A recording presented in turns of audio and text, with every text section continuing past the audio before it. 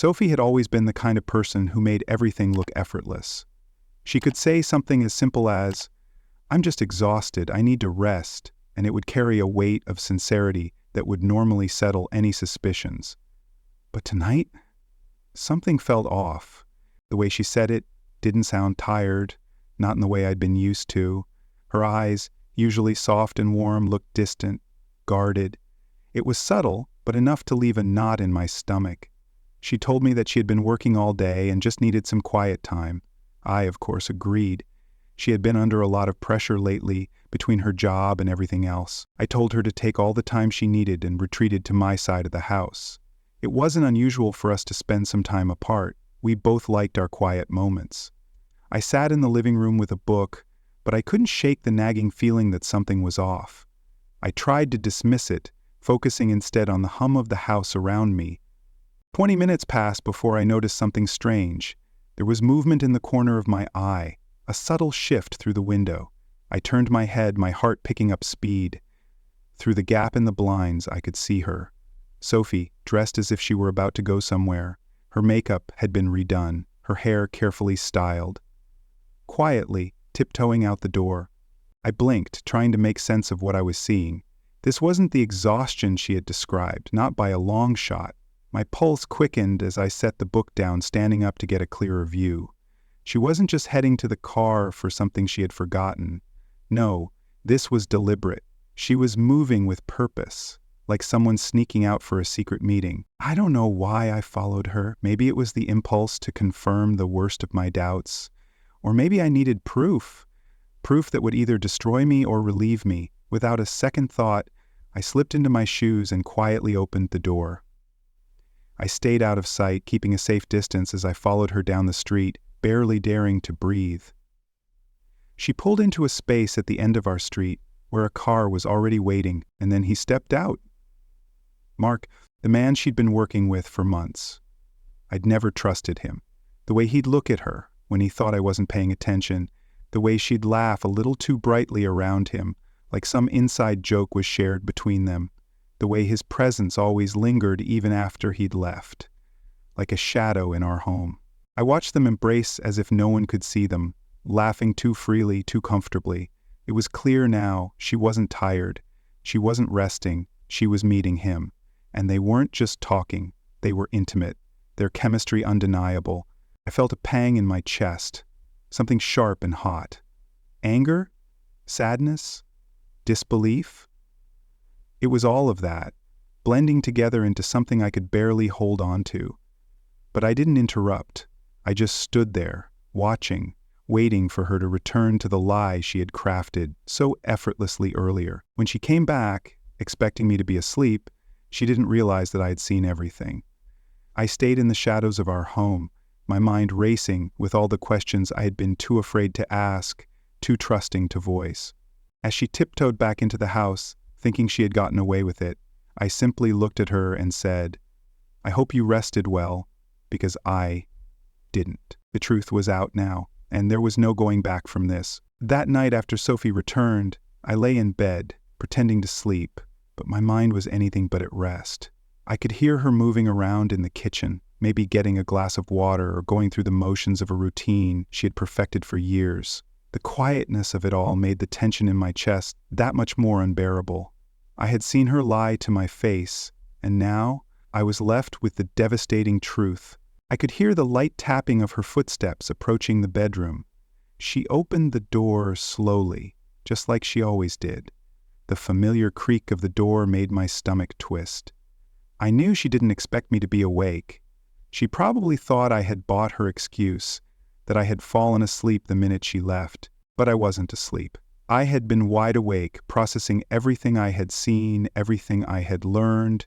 I could feel the anger creeping into my chest, but more than that, I felt this hollow emptiness growing in me. This was a lie that I couldn't ignore anymore. It was a betrayal, plain and simple. She slipped into bed beside me, trying to act normal, like everything was okay. She shifted under the covers, and I could feel her eyes lingering on me, waiting for some kind of response, a clue that I was going to question her, confront her, or act out in some dramatic way. She probably thought I'd be furious, shouting at her, demanding answers. But instead, I lay there in the dark, my body stiff and my mind a whirlwind of thoughts. And then, just like that, I turned toward her. My voice was quiet but firm, filled with a coldness I hadn't known I had.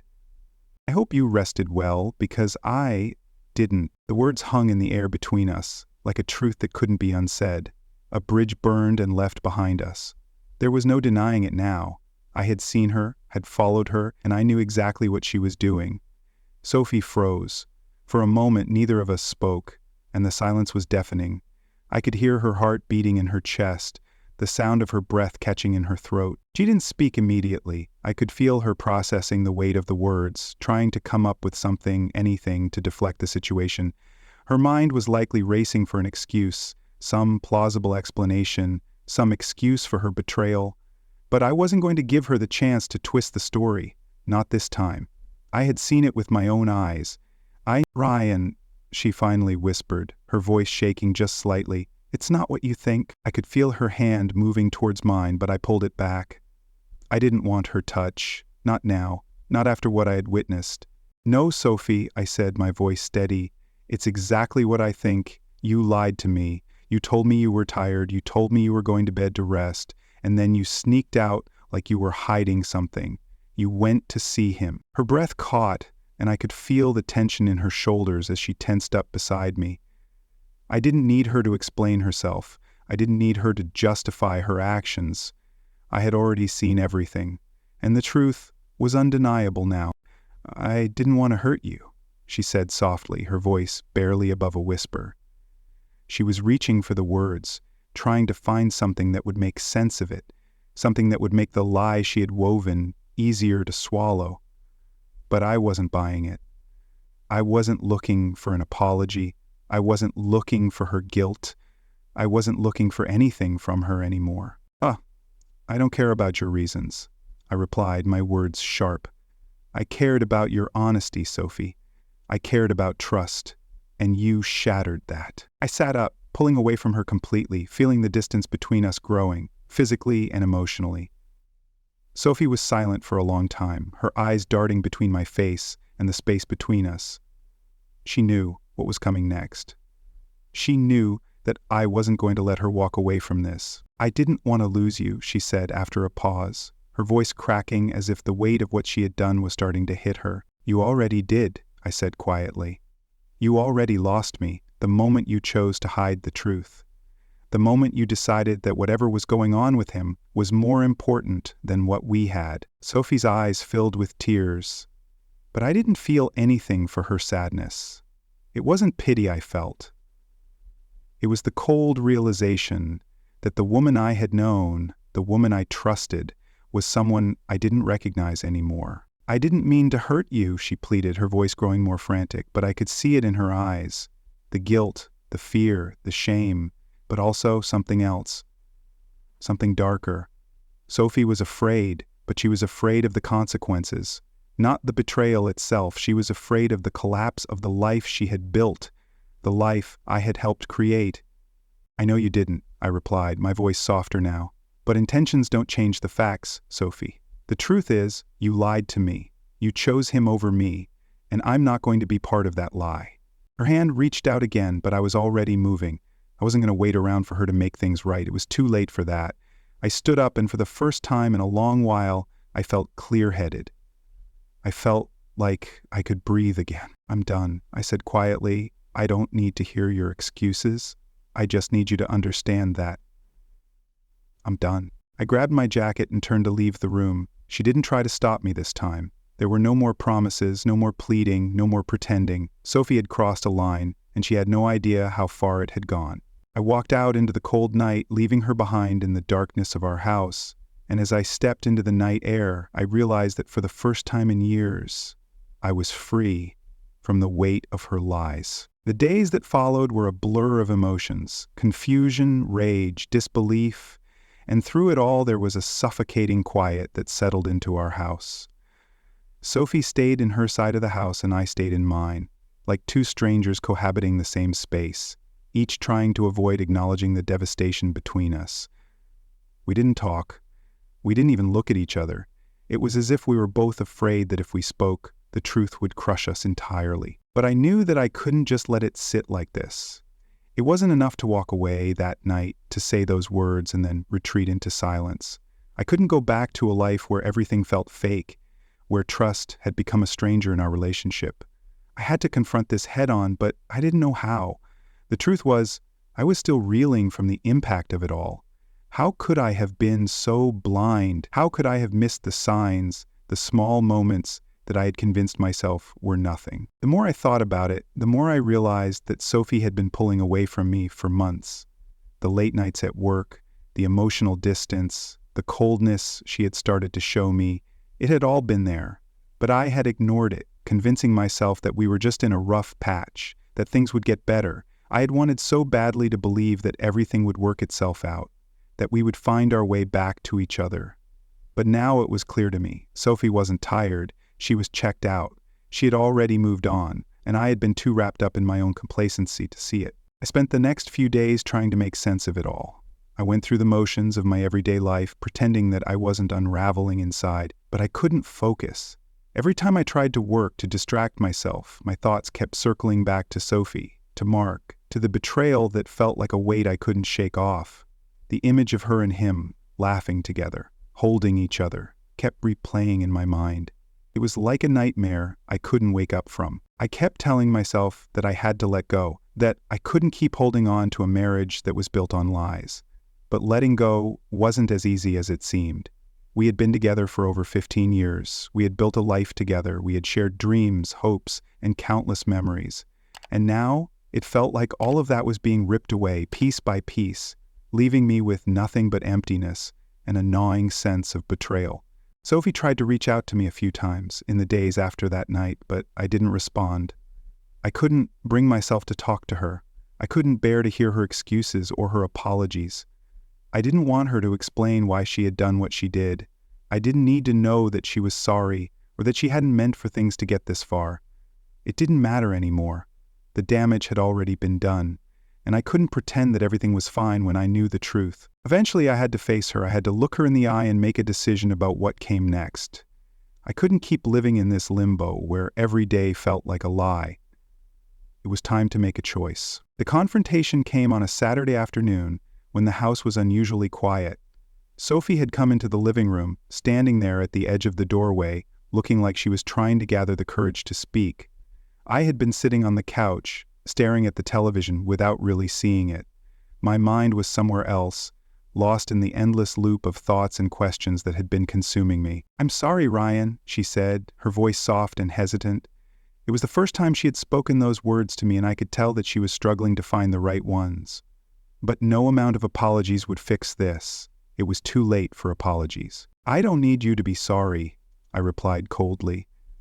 I stood up, my hands clenched at my sides, the tension in my chest growing with each passing second. "I need you to understand that this isn't something I can just forgive. You broke my trust, Sophie. You lied to me, and you went behind my back. I don't know who you are anymore." She looked at me with tears in her eyes, but it wasn't enough. She had broken me, and no amount of tears or regret would undo that. "I never wanted to hurt you," she said, her voice cracking. "I never meant for things to get this far. But I don't know what happened, Ryan. I was confused. I didn't know what I wanted anymore." "Confused?" I repeated, my voice rising. "Is that your excuse? You were confused? You didn't know what you wanted? Sophie, we've been together for years. We built this life together, and you just threw it all away for him? What do you think I'm supposed to do with that?" She stepped closer to me, her hands trembling as she reached out, but I took a step back. I couldn't let her touch me. Not now. Not after everything. "I don't know what you want me to say, Ryan," she whispered. "I made a mistake. I was selfish. I was scared, and I didn't know how to handle everything. But I never stopped loving you." "That's the problem," I said quietly. "You never stopped loving me, but you stopped respecting me. You stopped being honest with me, and that's something I can't come back from." We stood there, looking at each other, the weight of everything that had happened hanging between us. I could feel my heart breaking again, but this time I knew it was the end. There was no going back from this. Sophie had made her choice, and now I had to make mine. "I'm leaving," I said, my voice steady. I don't know what happens next, but I can't stay here anymore. I can't stay with you, not like this. Sophie's face crumpled as the reality of my words hit her, and for the first time in days, I saw true regret in her eyes. But it was too late. The damage had been done, and nothing she said could change that. "I'm sorry," she whispered again, her voice barely audible. "I know you are," I replied, "but it doesn't matter anymore. I'm done." I turned and walked away, leaving Sophie standing there in the silence of our home, the home that no longer felt like ours.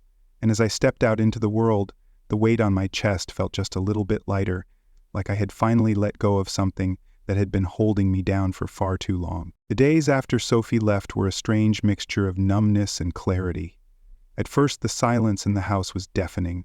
I had spent years in the rhythm of our daily lives, our shared routines, and now it all felt like it had vanished in an instant. The house that once held laughter, love, and the hum of our mundane conversations now felt hollow, every corner echoing with absence. I didn't even know where to start cleaning up the mess. There were too many reminders of what had been. Photos on the walls, her things scattered about the house, the spaces we had once shared, but I knew I couldn't stay here. The house was no longer just a home, it was a museum of a relationship that was over. Every object, every memento was a painful reminder of the trust that had been shattered. I couldn't keep living in a place that held so many memories, good and bad, that were now tainted. It was time to leave, to start over, and that realization made something inside me shift. The knot in my chest loosened just a little, like a part of me was finally acknowledging that it was okay to move on. But moving on didn't mean forgetting. It meant accepting that things had changed, and I had to face it. I spent the first few days in a daze, not quite sure what I was supposed to do with all the emotions swirling inside me. I would sit for hours, staring out the window, thinking about everything that had led me here. How had I not seen it? The signs had been there all along, the long hours, the distance, the growing disconnection. Sophie had been slipping away for months, but I had been too complacent to notice. I had been too wrapped up in the routine of life to see that she was already emotionally checked out. I wasn't angry at her anymore. The anger had faded, replaced by something else. Sadness, maybe. Regret. But mostly there was a profound sense of loss. We had built a life together, a future that now felt like a house of cards, fragile and easily toppled. And even though Sophie had been the one to betray me, I couldn't help but mourn the person I thought she was, the woman I had trusted and loved. That woman was gone now, replaced by someone I barely recognized. I found myself thinking about the things we had shared, our first apartment, our travels, the late-night talks about our hopes and dreams. And as much as it hurt, I knew that those moments were no longer mine to hold on to. They belonged to a past that was no longer relevant. They belonged to someone who wasn't in my life anymore, and trying to keep them alive would only keep me trapped in the past. The hardest part was not the betrayal itself. It was the realization that I had lost something I had never truly considered losing. I had taken it for granted, assumed that the life we had built was secure, that nothing could break the bond we had formed over the years. But I had been wrong. Life didn't owe me that security, and trust, once broken, was not something that could be easily rebuilt, no matter how much I might have wanted to try. So, I began the process of leaving. I called a realtor and started searching for a new place. It wasn't just about escaping the house, it was about finding a space where I could start fresh, a place where the past wouldn't haunt me at every turn. I didn't know what I was looking for exactly. Something small, something manageable, but I knew that I needed a change of scenery, a new beginning. I wanted to wake up in a place that didn't carry the weight of what had happened. Sophie tried to reach out once, sending a message that was brief but full of regret. She apologized again, telling me how sorry she was for everything, how much she missed me. I read it, but didn't respond. I had heard enough apologies. It wasn't enough to say sorry. What I needed was honesty, and that was something she could never give me again. As I packed up my things, sorting through the remnants of our life together, I began to realize just how much I had let myself go in this relationship. I had poured so much of myself into trying to make it work, trying to fix things that were already broken, that I had lost sight of who I was. I had become someone I didn't recognize, someone who had put all his energy into saving a relationship that was already lost. The weight of this realization hit me hard, and for the first time in a long time, I allowed myself to feel it fully. I wasn't just mourning the end of my marriage, I was mourning the person I had become. I had spent so much time trying to be everything Sophie needed that I had forgotten to be the person I needed to be. But now, in this quiet space, with nothing but my thoughts to keep me company, I knew that it was time to find myself again. It wasn't going to be easy, I wasn't sure how long it would take, but I had to try. A few days later, I moved into a small apartment on the edge of the city. It was nothing special, but it was mine. There were no memories here, no ghosts of a life that had once been. I unpacked my things slowly, taking my time to settle in. The first night in the new place, I sat in the empty living room, the only light coming from the streetlights outside. I thought about Sophie, about the way she had looked when she left, her eyes full of regret and fear, but also a strange relief. It was as if she had been carrying a burden for so long that she was finally free to let go. And maybe that was what I needed too, to let go, to accept that it was over, that we were both free now, in our own ways. But there was still a part of me that couldn't let go completely. I wasn't sure if I ever would. I had loved her. I had trusted her.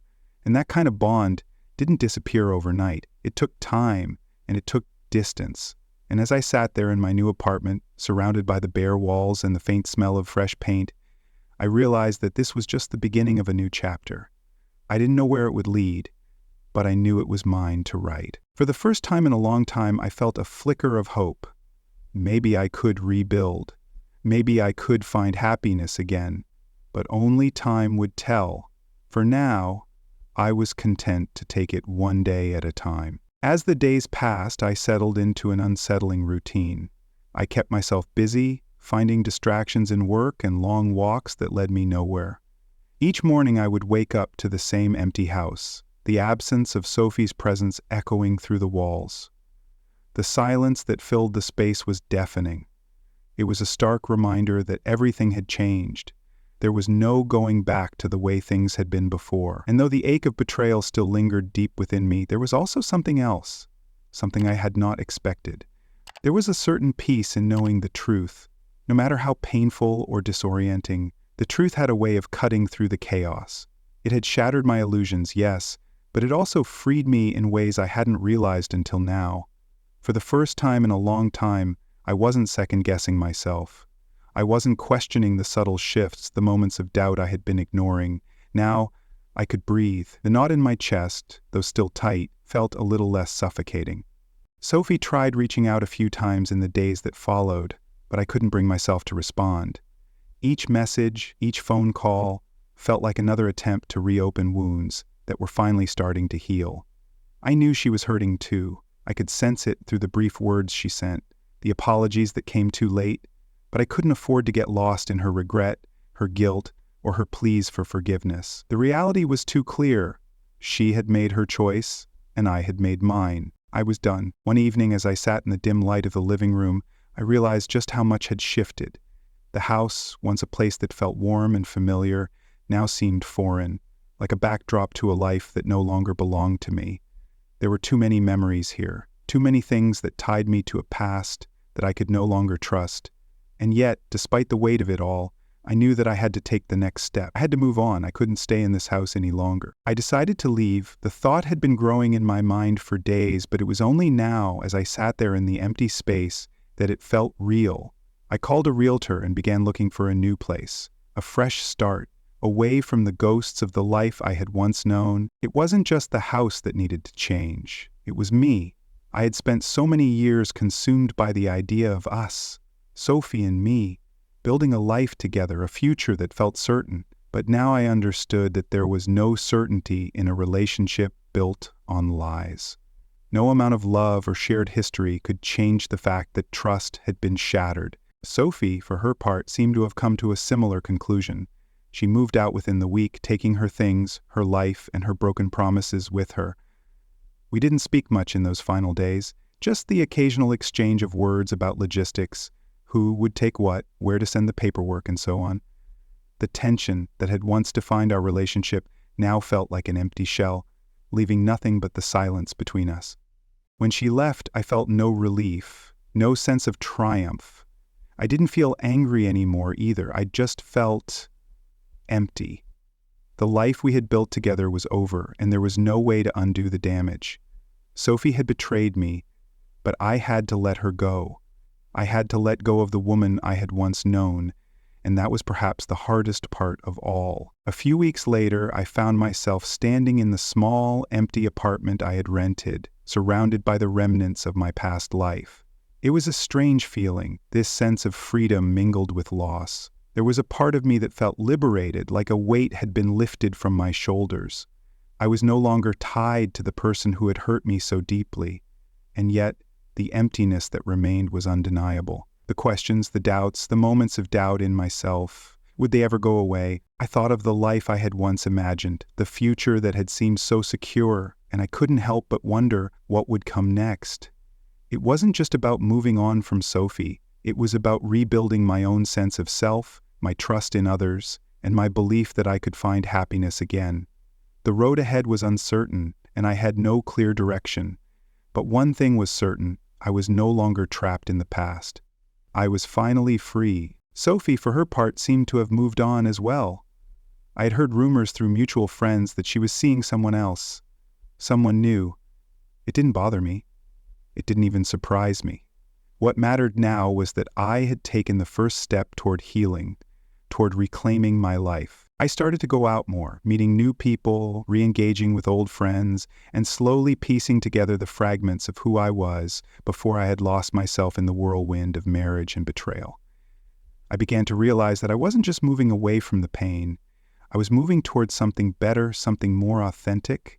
I was starting to see the world through a different lens.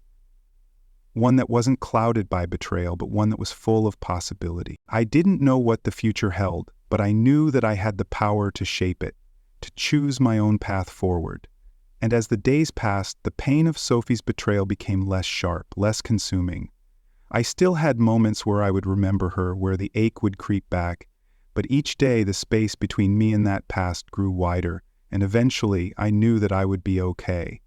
I would find my peace not because of her or the relationship we had, but because of the strength I had found within myself. And as for Sophie, she had her own journey to navigate. But that was no longer my concern. I had my own life to live, and that was where my focus had to be now.